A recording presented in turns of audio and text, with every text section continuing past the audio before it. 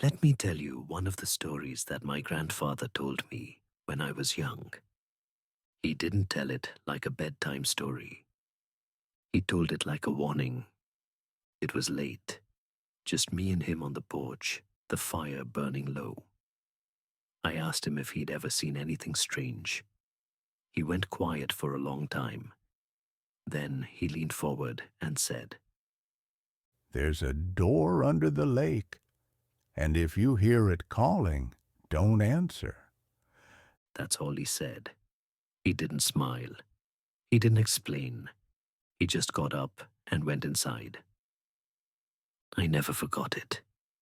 This is what I imagined he meant. When he was 13, his family rented a cabin deep in the mountains.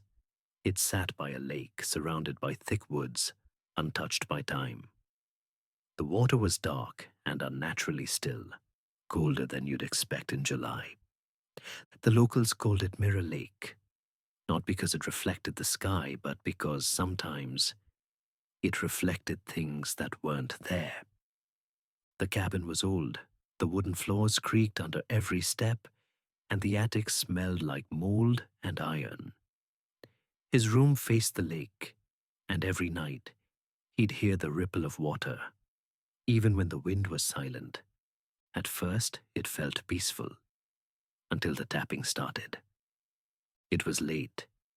He was drifting off when he heard it. Tap, tap, tap, at the window. He thought it was a branch, but when he pulled the curtain back, there was no tree, just darkness, the lake, and a faint ring of ripples on the surface, like something had just slipped beneath it. The next night, the tapping returned, followed by a whisper. Come down. He froze. The voice wasn't angry. It wasn't loud, just quiet and lonely. He didn't sleep that night. The next morning, he told his parents. His mom laughed and said it was just a dream.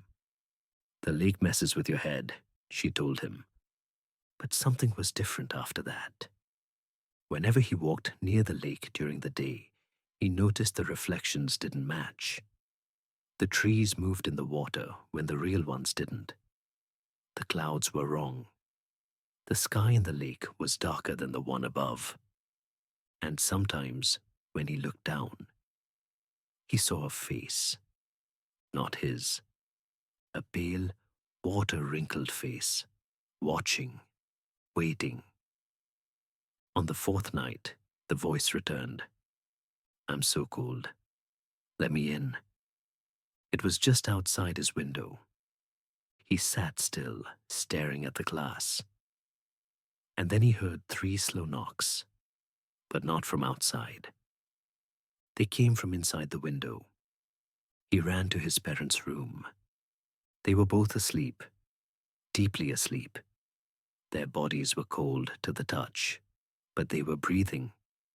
It was like they had been pulled into some heavy underwater dream.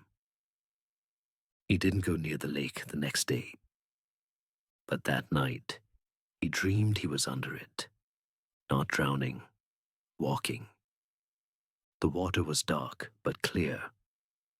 At the bottom of the lake, he saw a door, an old wooden door, half buried in silt.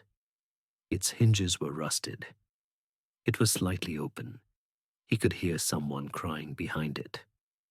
When he woke up, his pillow was wet. Not with sweat, with lake water. He tried to leave the cabin that morning. He ran for the car, but the forest around them didn't look the same. The paths didn't lead where they used to. The trees leaned in too close. He could hear splashes behind him, even though the lake was far away. That night, the voice didn't come from the window. It came from beneath the floor. Please, open the door. He listened in horror as soft knocking echoed from beneath the wooden boards. The floor was damp. He followed the sound, quietly, through the living room, past the kitchen, to the back door. then out to the dock. The lake was silent. He stared at his reflection and saw it. A door, just beneath the surface, and hands. Thin, bloated hands rising up, reaching toward him. And then he saw her, a girl, floating just above the door. Her mouth opened as if to speak, but no sound came out, only bubbles. And then her eyes rolled back, and something else pulled her under. The door beneath her creaked open. He screamed. That's when his father pulled him from the water. They told him later he had been sleepwalking, that they found him waist deep in the lake, staring down into it, eyes wide open. But he remembers everything. The door, the girl, the thing behind her. They left the next morning. He never asked to go back, and his parents never spoke of it again. And neither did he, except that one night when he told me, and then never spoke of it again. But sometimes, when I hear water dripping in the middle of the night, I remember his voice. There's a door under the lake, and if you hear it calling, don't answer. And I wonder what would have happened if he had.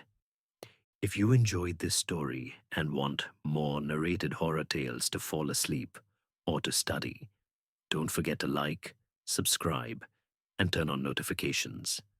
There's always another story waiting in the dark.